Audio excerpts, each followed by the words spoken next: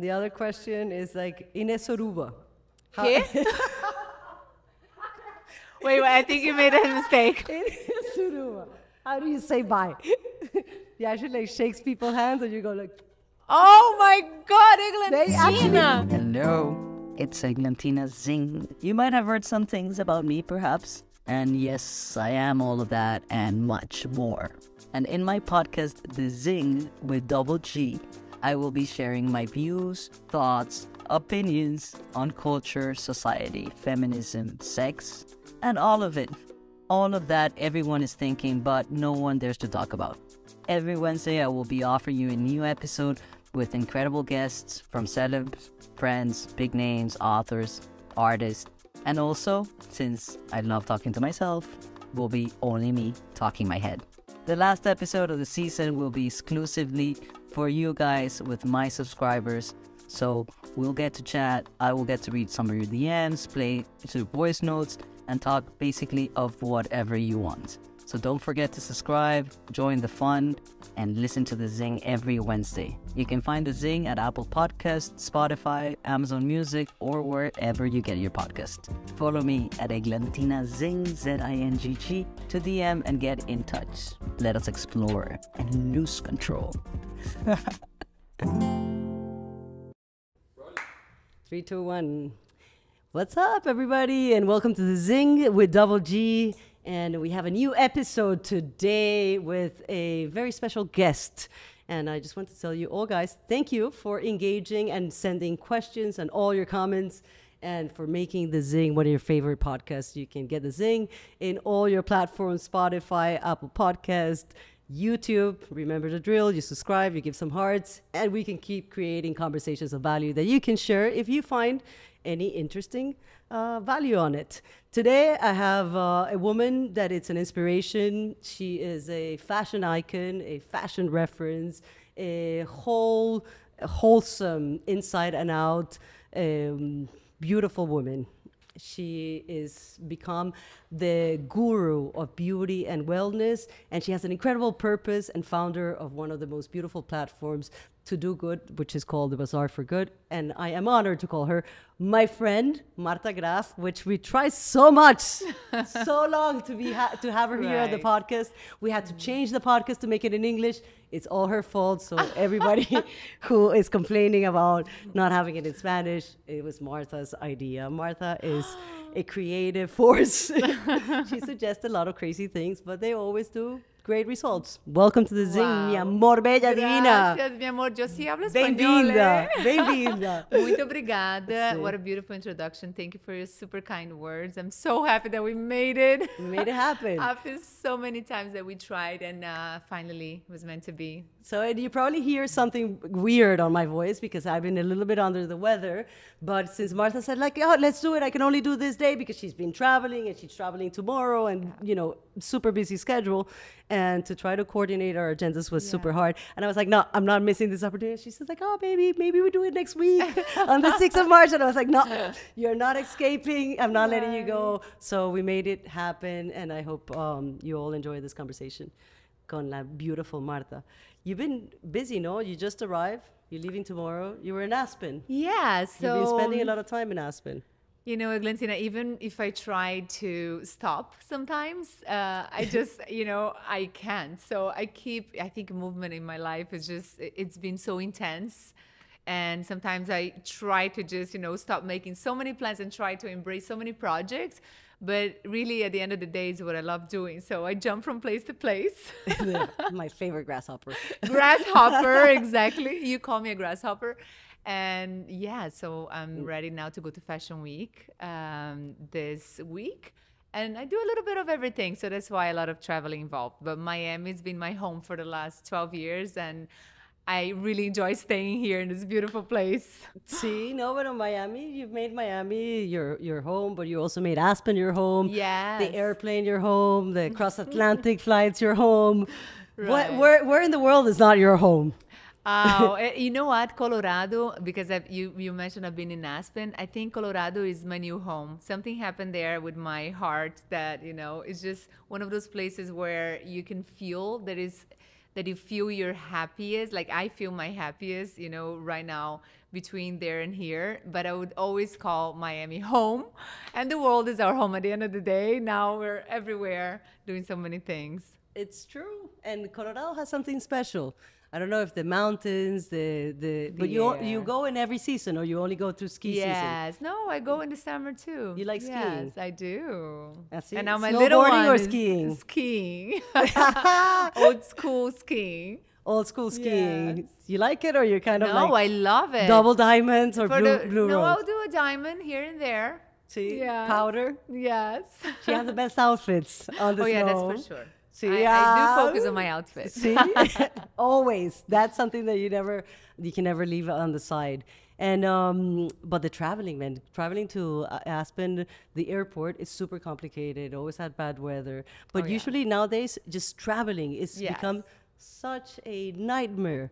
Not only you have to pass through securities and you can only carry this or blah blah blah, but also the attendants, like they are very Yes. aggressive. Oh my gosh, and- I did. Yes, I think we're all a little bit, on the edge these days.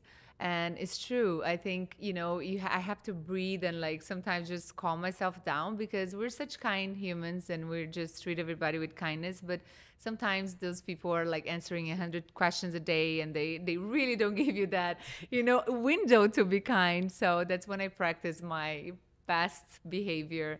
Oh my gosh, I had such a bad time at the airport once. I was in Turkey. I have to say the story. Yes, please. I was in Turkey, and I actually had to go to court in No. Turkey. Yes, because the girl at the check-in was being so rude. And I speak Turkish a little bit. So I go to her, but I must have said something a little wrong. I go, why are you being so rude? But apparently I called her a bitch or something. She was like, what did you say? And she called the police on me. There was like a big airport moment, No. of somebody that was fired up, like we're saying, and responded in a not so kind way. And that gave me a lot of trouble. So I got to like breathe and meditate before I go to the airport. It's true, and it's a situation. Mira, listen, and they have this abuse of power because they can Yes. actually call the police and get you in a lot of trouble. I think That is true. I was with Liandra in Fashion Week in New York just now, Yes. and I think she told you the story that we that's were at the airport and we lost our flight, the first one, and then we were put in standby, and then they Yes. give us no information. But this lady, we were supposed to be the first one on the Right, by standby. list. And she completely ignored us. She left a family of 6, the father, the mother, and the 6 little Right. kids that were going to Chile. So they had to take the connection flight. And they had to, buy new tickets, super expensive. And she was so rude to a point that I lost all my manners and all my cool Yeah. and What calm did and you say? collected. No, I never insulted her, but I was in a point Like, of, I have my rights and you're completely ignoring, you're not giving the That's service. I'm sorry, maybe she has had a bad day, but she's also there to give and provide a service. And it's such a shame that your experience has it, it gets all ruined up. And I don't know, I call a bunch of other things. Yeah. But I call myself the best person to travel. So, Really? Why? Because if you fly with me, you are for sure losing your flight. No way. For sure, you're going to lose your flight. You're going to end up Oh in a my different God. destination. Something of an adventure is going to happen. So if you need any company to your next Oh, no, traveling thank you. I'm good. experiences, I was please invite me. I'll be your best person to travel with. I'll take you to the Admirals Club, get you drunk, have love fun, it. maybe exchange some luggage with somebody else, lose your... Really? See. No, I'm okay with adventures for traveling. I want to make it to my destination. You want to make it bueno. So I wish you a lot of safe travels. And now that she's in this destination of the Zingg podcast, our theme, Marta, for this season, it's relationships. Okay. So we're talking a lot about, because everybody has asked, like, or comments in a way of every sort of relationship, the relationship with but I think the most important relationship is the one with yourself. Absolutely. And you've been so vocal on social media, expressing a little bit of all your eating disorders and that experience of how you overcame such a difficult Yes. moment. And there's so many people out there, especially nowadays, which have social media that enhances all the standards of what beauty is. And how do you how do you identify for the first moment that you had a disorder? Wow. Yeah, that was very early on. That was very early on. I think it was 14, 15.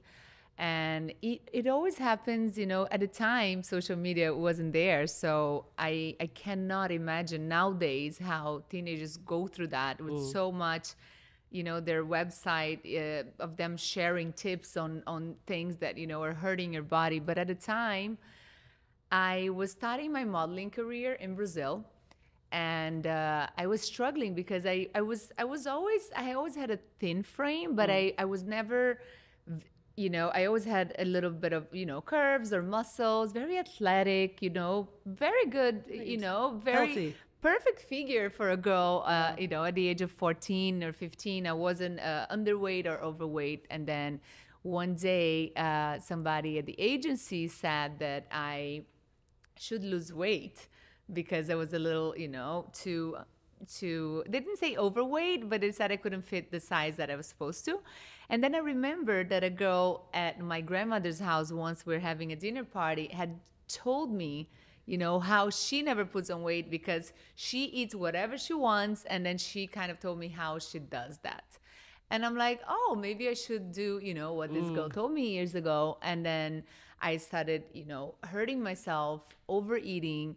And I went from being, just a girl, like a teenager girl that had a healthy weight to, just completely ruining especially my psychological, my well-being, I just started hurting myself. So it's very, I think it's a complicated subject that people don't talk about much because there's a lot of shame on doing that, like it comes with a lot of at the time, like once you're doing that, you're hiding from people, so you are usually pretending everything is okay. And usually, people that do, at least the people that I know that would have eating disorders like bulimia, like I did, they seem to had everything under control. They were like very outgoing, social, had a job, and just did everything, but overachievers even. So yeah, it was very hard to hide that from my family at the time and friends. And until one day I couldn't hide no more because my father noticed and he interrupted, he made me go to a hospital and see how teenagers and people in general were doing. It was a wake-up call, and I'm glad that my dad at the time found out, because otherwise I don't think I would have stopped, just continue to hurt my body. And so I did had intervention from my dad, and it took me years after that to actually recover, on my late. And at the time, Eglantina, people would say, no, bulimia is not treatable. There's nothing you can do about it. You're going to have for the rest of your life. And they would give you examples, and it's bullshit.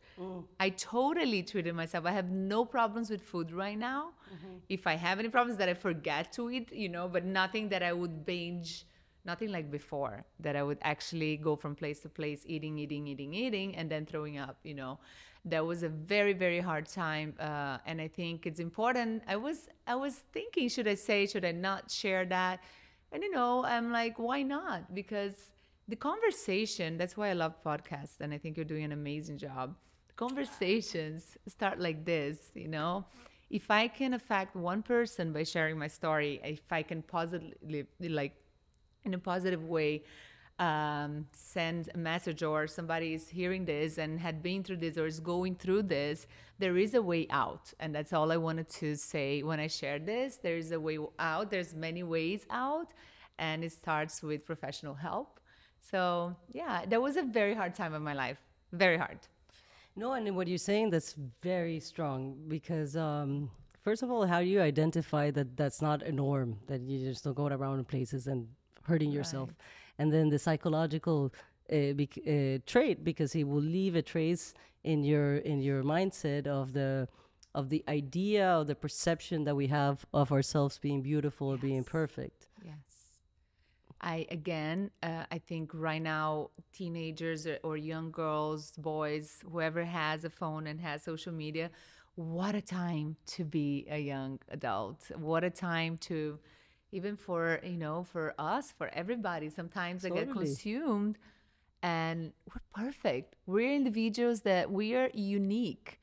Why do we compare? Why, it is impossible. I catch myself very often See? looking at somebody's page and like, oh, I wish I was at that place. Oh, I wish I, had this outfit. And I'm like, what am I doing?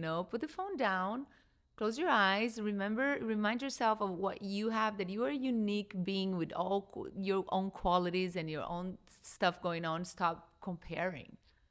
I think that's a super powerful message because and that's why I say the most important relationship is the one that we have with ourselves. Because if you are able to appreciate all the qualities that you have and even the defects, because for qualities, everybody will love you. But for your defects, the people that love you are really your friends. Right. And we all are humans, imperfect, beautiful, complex, diverse. Super. And to be able to appreciate that and not try to make everybody the same. There's like a standard for beauty, a standard for lifestyle, a standard for this. It's like, why is it that we're always constantly trying to make everything the same? Variety, diversity is what makes us unique Exactly. and interesting. I always say embrace your imperfections. And I don't say that to others, I say that to myself. See? Like, remember. You have to have a mantra, no? Right. I have so many. You do? I have so many because I'm Give us- always. Give us one here. That's one of them. Embrace your imperfections. Yeah. That's definitely one of them that, I try to remind myself because I had such a hard time dealing with imperfections. I always wanted to be perfect. And, it always comes to, I think, our childhood and what happened there. And, I think I was moving schools so much. So I was always coming to a new school trying to be accepted, trying to be liked, trying to be invited to places, trying to belong. It's a tiring, consuming way of living. And once, in this search of finding myself through books, through therapy, I finally said, I'm like, I have this need of being perfect. And I just noticed that, but it was something so engraved in myself. Like, I cannot make mistakes. I cannot have, a bad day that I look like shit. Like I would always try to always make myself pretty to go out, always please. And it's exhausting, So these are things that throughout the years, I think when I hit 32, I'm 37 now, it's when I started, kind of like letting go of the need of perfection, because there is no such thing. It's just going to get burned out. See, but I also think that's also very attached to women. They have to be perfect, and especially when they see a beautiful woman, everybody expects from you to be this perfect person. And as you were saying, you put the pressure on yourself of trying to entertain, of being nice to everybody, or smiling and looking great and feeling great. But that's not the truth. Every day we have, like any human being, ups and downs, difficult moments, hard moments. You had an experience when you were growing up in your modeling career. Now that you and the social currency of being accepted, that we all want to be accepted. So we all want that. Yeah. We want to feel special. We want to feel loved. We want to feel, that warmth from other beings. But there's no way, if you don't work on that, then you also attract shitty people. You're going to attract shitty relationships. And then you're like in this toxic circle, and everything that comes to you, it's a bunch of leeches. And you find yourself just giving so much energy to things that are really not worth it. That's right. So either it comes with age and maturity, but for all of you the youngsters that are out there, we're giving you the advice: try not to be perfect. And the biggest acceptance you can have, I think, and I've learned, and I can, for me it works. The biggest acceptance is accepting yourself, either it's not about other people liking you. It's about you liking yourself, because with that energy you reflect that that calmness, that comfort, or that security, no? That it's so attractive, more than just Super. you know, muñequito de torta or somebody. ¿Qué es esto? ¿Muñequito qué? Muñequito de torta. Aquí vamos a hacer Spanglish, portuñol, y agárrense porque Marta, pero wow. And as a solution, how were you able to overcome that trap of eating disorder that is not only in the food, but it's mainly It also is. here? It was all about finding somebody to talk to. First, you know, admitting it to myself.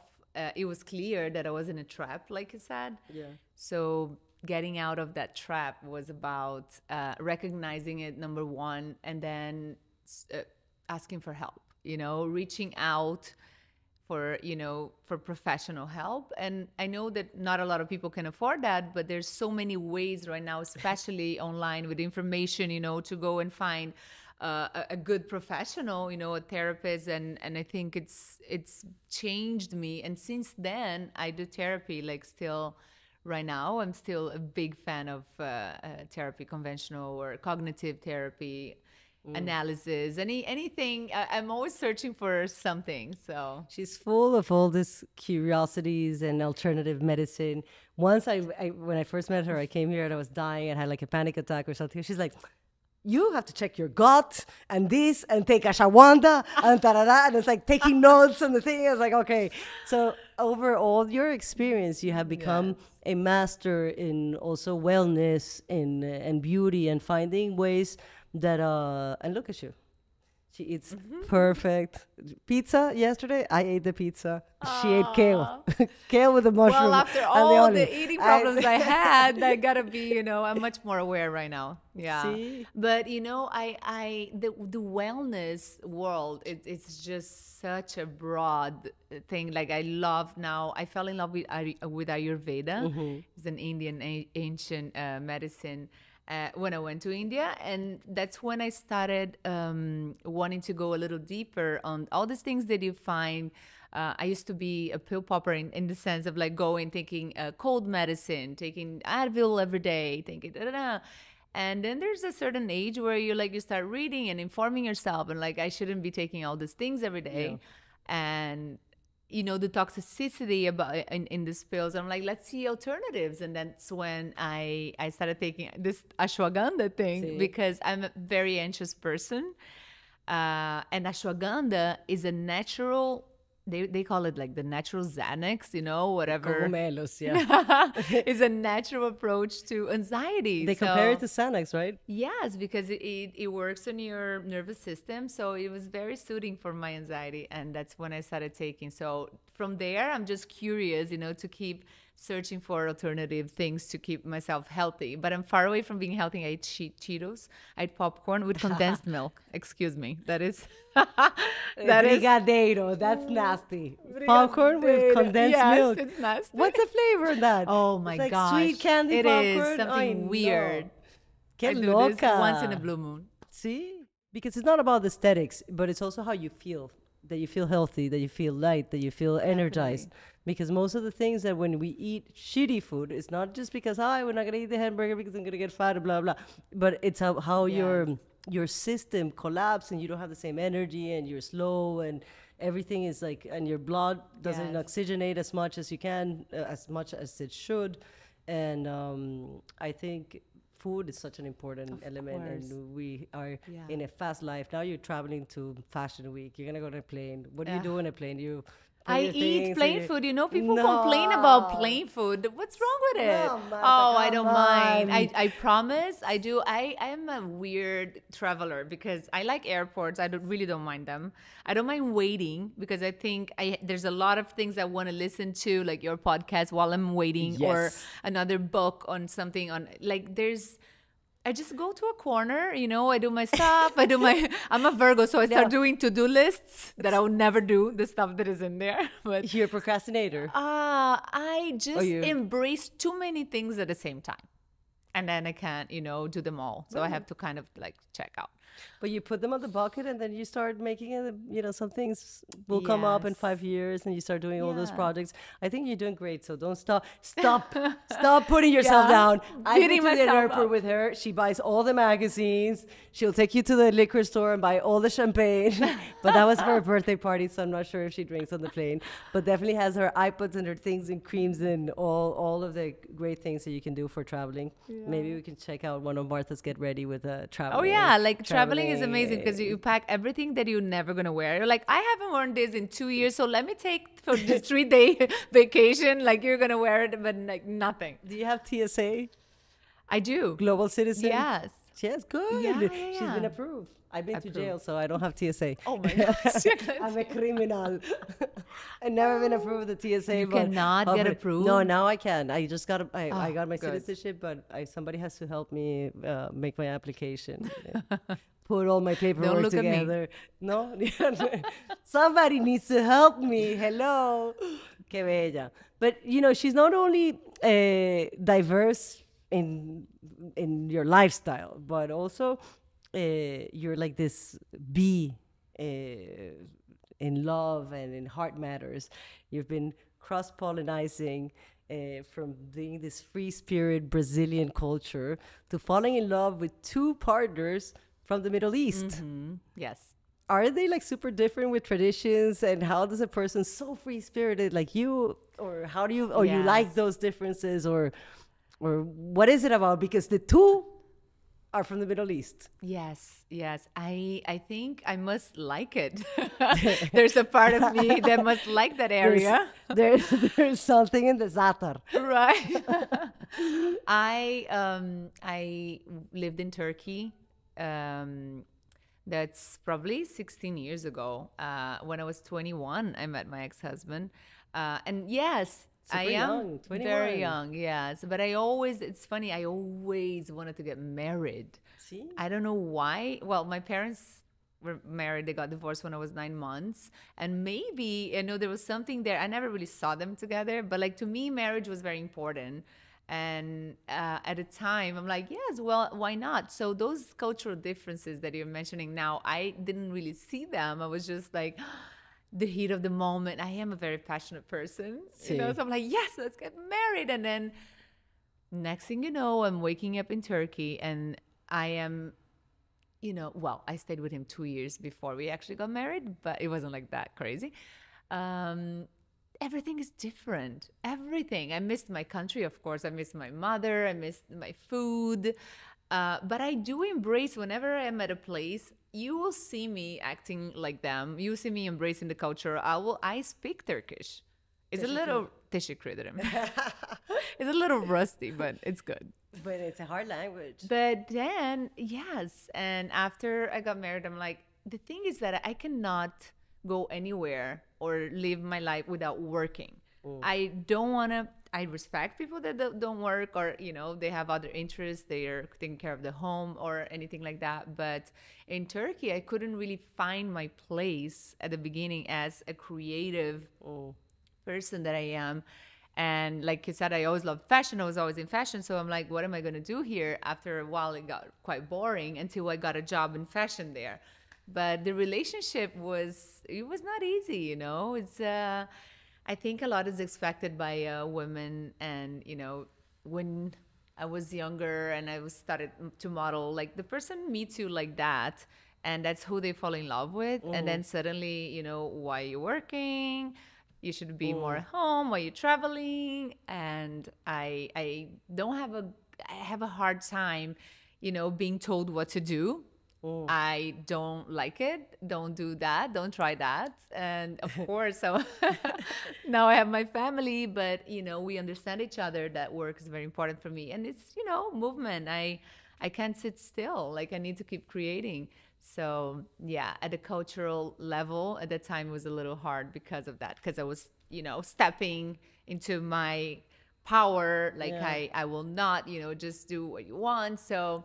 But every experience is valid. And I think for that time that I lived in Turkey, which was 5 to 6 years, I also built a lot of strength, especially working at a company there where with other women in fashion and being so retaliated by other women. I think that's also, it was a surprise because to me, I still don't understand when women don't, it's almost like this crazy competition, or one was to be not with everybody, but I noticed that still a resistance between women to embrace each other. I want to see my friends, and that, as successful, as happy, as beautiful beings as they can be, So in Turkey, I had a very hard time with my colleagues, because they judged me from day one. What is this girl doing at the office? She looks like a model. She's not. She won't know how to work. She won't know how to, do the accounting in this business. She won't know, and all that judgment from other women. So not only I had a cultural experience in relationships with men, but also with other girls. But that's a great point. But it's horrible how you get underestimated just because of your looks. And sometimes people say like, oh, you have everything in life because you look so beautiful. Yeah. And then at the same time, they just put you in this little frame of, you look this way, you cannot do these things. And they don't give you the chance to try it. Maybe you're not good at it, but it doesn't has to be related directly to how you look or the way you are. But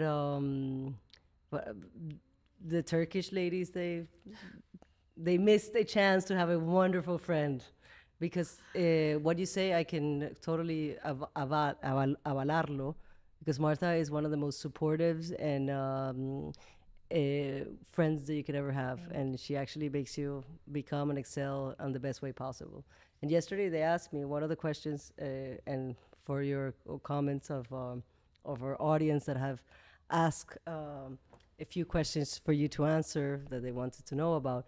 One of them was like, how do you really, stay strong or excel in business or in life or in family?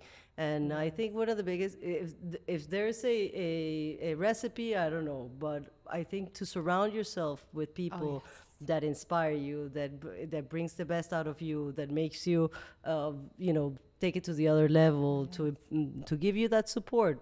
Either it's morally or it's just in any way possible, but to bring the best out of you and not people to put you down. I think it's the most important thing. And in Turkey, Istanbul, thank God you're not there. Did right you go? now. It's a beautiful place, but the seven mountains. No, I don't know. Yes. So, and then she was bitten twice. You're bitten once, twice shy. What's the saying that says?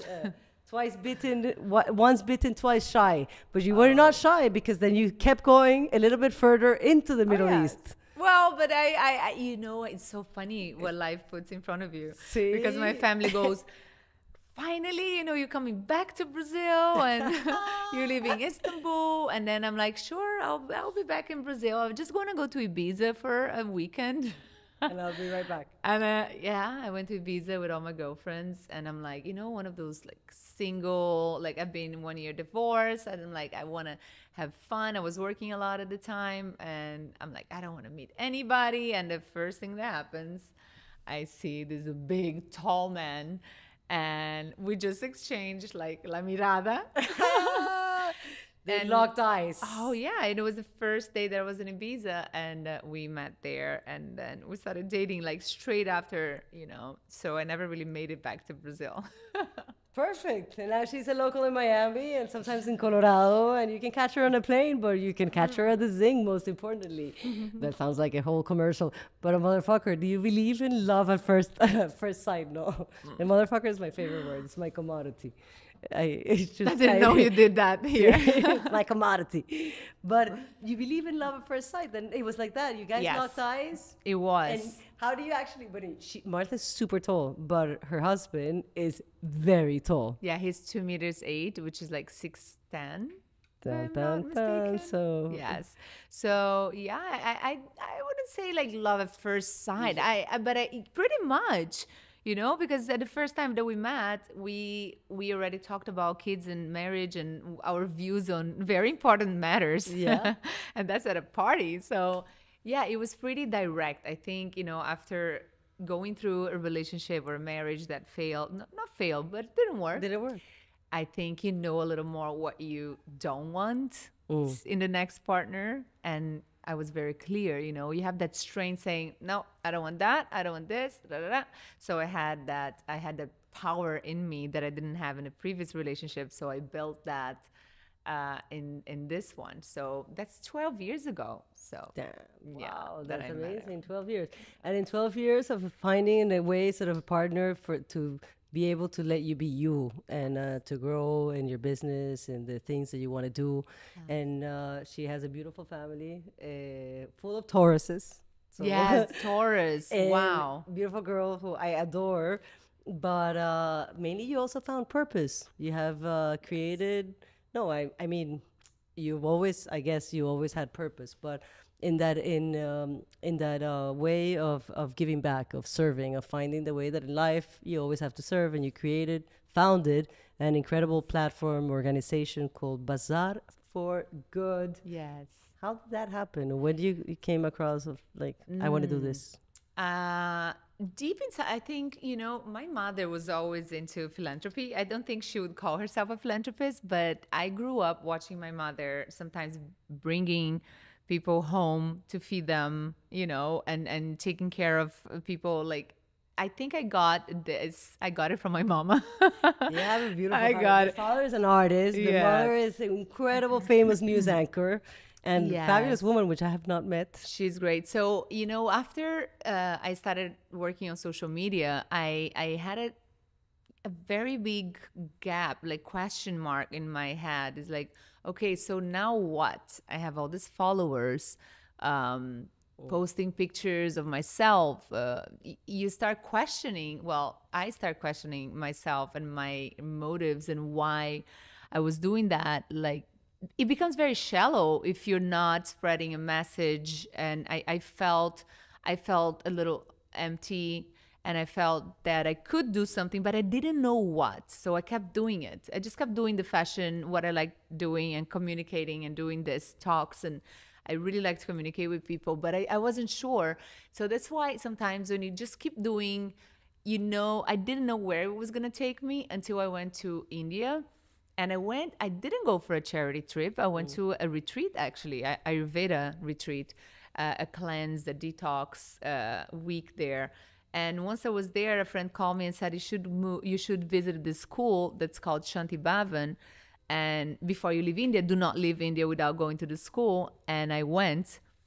And that's when something clicked, when I saw all those children at the school and their faces, and I spent the day there, and they, showed me the whole project. When I came back, I'm like, the followers, social media, fashion, and Connecting. I started clicking everything, and I said, I want to do something, to raise funds for that school. I had those children's faces in my head for months. And that's when a friend of mine called Dania, that's a co-founder, said, let's do this bazaar, and let's do, use fashion on social media to create change in people's lives. So it started there. I didn't know where it was going, and now it just grew so much. It has been really, really is a yearly event that happens here in Miami. And we get brands donating product. I always thought to myself, I always ask myself, where does all the clothing that doesn't sell go? All this waste, in fashion, all this waste in the industry, where does it go? Because, some people burn the merchandise. Yeah. They would, like, luxury brands wouldn't go on Keep it in sale. a warehouse. They would rather burn than putting the stuff on sale. So we started thinking, let's just ask the brands for stuff that didn't sell. And now is going to be the 4th edition. We raised close to $1 million to different projects around the world. And we're using basically the power of social media and women getting together, because each one can bring something different, right? You could bring your podcast into this, or you could bring your brands that or you can bring volunteers that are your family, friends. It's really a beautiful work because everybody can bring something and will. And the community that you have created, I've Danielle was actually in the podcast last year before the Bazaar for Yes. Good, and some of my board of directors have also supported Bazaar for Good, and I was able to witness the movement, the mobilization of people from, as Martha is saying, from volunteers, from brands, from people who had like an extensive closet that with incredible stuff that you're not gonna wear, that you're not gonna do, and how to put all that together in the power of the collective good, the bigger good. For me, when I started with Goleadoras, it was very similar. You have all this audience or all these people in MTV, and my country, specifically Venezuela, was going through a very tough political situation, and it was like either you are the opposition or you are, part of the regime. And I didn't want to be an opposition or a regime. I just wanted to propose a solution. So we started using sports specifically for girls and soccer in specific. And today, it's been Such a beautiful project. Such a beautiful project. Yes. And I'm happy that Bazaar for Good is supporting Goleadoras this year, Yes, and to we've count been with you. And as a super girls with balls, because it's not about soccer being the ends mean of creating a casting call, which we do have great soccer players that come along, but it's also to inspire this noble spirits in these young girls that no matter where they come from or their skin color or their identity or beliefs, they can excel and they can have a chance in life. Sometimes we talk a lot about second opportunities, but to give these people or to give our communities and a solid opportunity to have a chance and to have a dignified life, to excel, to have the opportunity to play, to have that camaraderie, especially among women, as you were saying. So you supported a lot of these girls going to a trip that changed their lives. 10 girls went to Qatar. That was And incredible. these are your pictures and a little note from them to you and a pin for Super Goleadoras. No, qué lindo. Ahí está todo en un paquetito. Wow, thank you. This is incredible. Sí. I was watching you on that trip and it brought tears to my eyes to see, wow, they got the chance to do this and it's so beautiful because that's what philanthropy is. Sometimes they would never, sometimes no, at all times, they won't get the chance. So when you're doing this, and it's not an easy field to be. I'm learning so much, some people do it for their ego. Some things, are done, are not very, coming from the heart, but I congratulate you because you're creating such an impact in the lives of Don't these make me girls. cry, but I think people in life connect through that. And I'm not a Rockefeller Foundation. I'm not that famous or that rich to just like evade taxes and do it. I do it because of that same motivation that you have in your heart. And when you connect with people like you, I think I want you to come and meet them. We're expanding. We're opening in Ecuador. We're opening 3 other programs in Colombia. These girls, their life was changed in a way that I knew always that I'm going to change their lives. And, people will say like, oh, a trip, what would it matter? But the first time they got on a plane, the first time these girls get to see a whole different culture, participate and have that exchange of multicultural with 36 other countries in flags that they say that they've never seen, to be able to raise their voice in front of global leaders and say like, who said or where is it written that women cannot be on the field? Because before Goleadoras and even during Goleadoras, until the moment that they came back from Qatar, that they won, they lost to Brazil 2-1, but the Brazilians, pinches gente brasileiras eran super aggressive. National players supported by the country. Right. And, they were like... It's tough. Era el Rocky Balboa. Y yo, mi pobre colombianita de Chocó, y pobre nada, dude. They put up the best show. They had completely took it to a whole other level, on and outside the field. When those girls said like, where is it written that we cannot play, or where is it written that girls cannot be on a field? Because before they went to this trip, even Goleadoras had already been implementing by the communities. They were not a law as girls to go into the field. Chocó is a region in between Panama and Colombia are surprisingly enough, they're very racist. So all the slaves and the Afro community of like back in the time of the colonization was sent to this area of Chocó. So there are not only in the worst conditions of poverty or escasez, but they also have the biggest Afro community there. And they're also abandoned by the government, and they're also surrounded by illegal minery, paramilitares, narcotráfico, all the worst things of humanity. So really, their opportunities are less to none. And they were so integrated, supportive, the most respectful, the most beautiful girls that I was able to share for 15 days with them. And I thought I was changing their lives. They changed our lives. They taught us so much about humbleness, about curiosity, about giving us the opportunity to know that, as I always say, we have much more things in common than what divides us. So that's a beautiful, beautiful story, Eglantina. Wow, I really congratulate you. And it's so funny how you said that they are the ones that teach us. There's nothing more humbling than going there or meeting this kid. So whenever you're helping, when you go and actually see these faces, that's what keeps us going, right? Sí. When I came back from that trip and every time I closed my eyes, these smiles, these little kids were in my head.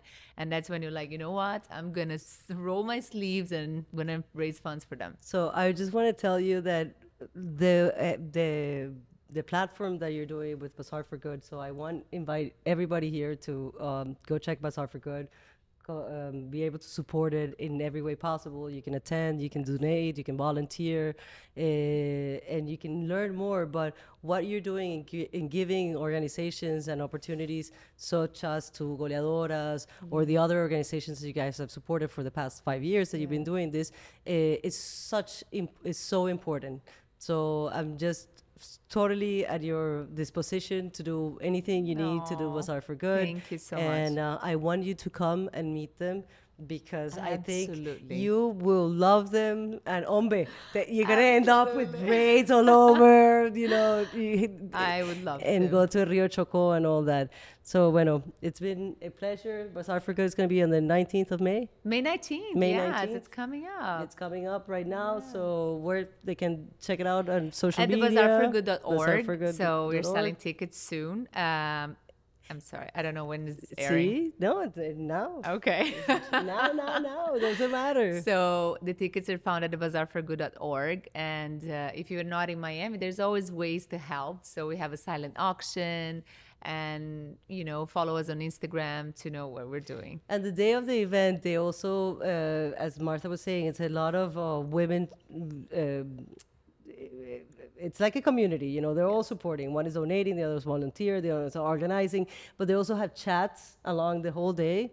You have chats, you have beauty stands where they have hair or food and wellness. Oh, it's a day of activity. When you purchase a ticket, that everything there is going to be donated, including your ticket. So you can come and watch people talk about, different subjects, and you can just hang out and have drinks. Everything that is there is being donated.